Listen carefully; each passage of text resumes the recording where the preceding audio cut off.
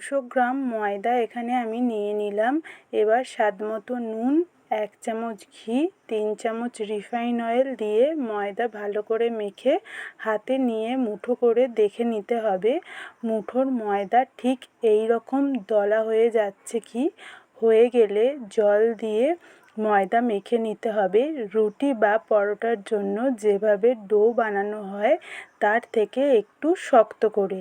এখানে আমার ডোটা বানানো হয়ে গেছে, বেশি দলবো না। এবার চাপা দিয়ে রেখে চিনির রস বানিয়ে নেব। চিনির রস বানানোর জন্য নিয়েছিলাম 200 গ্রাম চিনি। ওই কাপটার মাপ করে চিনি যতটা নিয়েছিলাম তার একটু কম জল আর 2টো এলাচ ফাটিয়ে দিয়েছি ফ্লেভারের জন্য।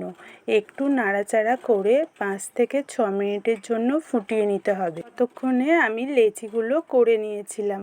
ডোটা না দলে একবার মেখে নিয়ে লেচি করে নিয়েছিলাম। 6 মিনিট পর রসটা চেক করলাম, দেখলাম একটু চটচটে ভাব এসে গেছে। তাই ওভেন বন্ধ করে লেচিগুলো রুটির মতো গোল করে বেলে নিয়েছিলাম।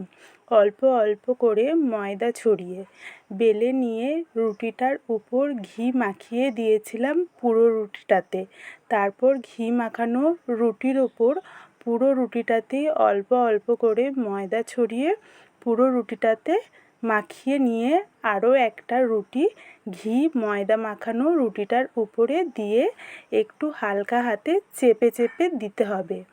যতগুলো লেচি হয়েছিল প্রত্যেকটা একইভাবে উপরে উপরে দিয়ে বসিয়ে নিতে হবে। আমার এখানে প্রত্যেকটাই হয়ে গিয়েছিল। এবারে রোল করে নেব। প্রথমে মুড়ে একটু হালকা হাতে চেপে দিলাম, তারপর পুরোটা রোল করে শেষের দিকটায় জল হাত বুলিয়ে পুরো রোলটা করে নিয়েছিলাম। ভাঁজটা যাতে না খুলে যায় ওই জন্য জলটা লাগালাম। এবার ওই রোলটা থেকে ছোট ছোট পিস করে নিচ্ছি। এই প্রতিটা পিস একটা একটা খাজা তৈরি হবে। আচ্ছা, এই খাবারটা আপনারা কারা কারা কী নামে চেনেন কমেন্ট করে জানাবেন তো। আর এখানে আমি দেখাচ্ছিলাম লেয়ারগুলো কতটা সুন্দর হয়েছে।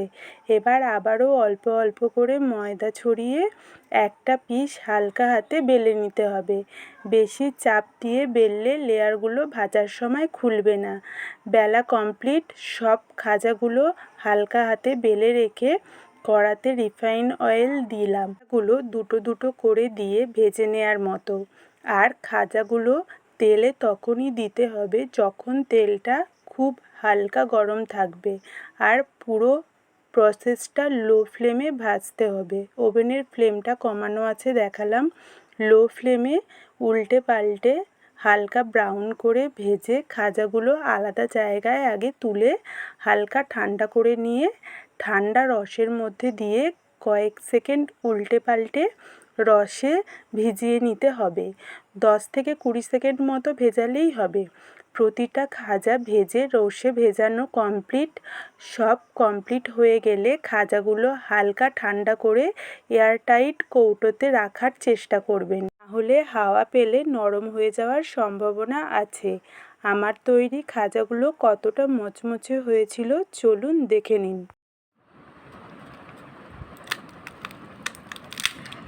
ভিডিও ভালো লাগলে পাশে থাকার অনুরোধ রইল।